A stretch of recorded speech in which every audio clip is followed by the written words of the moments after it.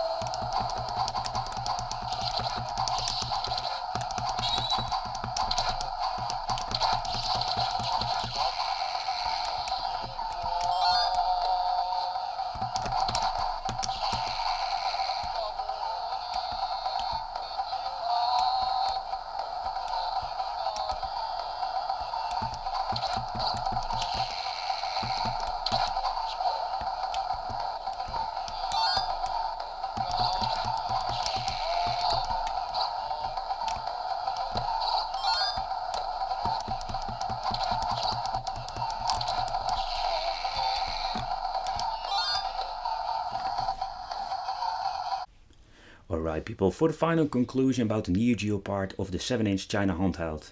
I must say, I have noticed some little glitches, for example with Galaxy Fight, but in overall the games are running just really smooth.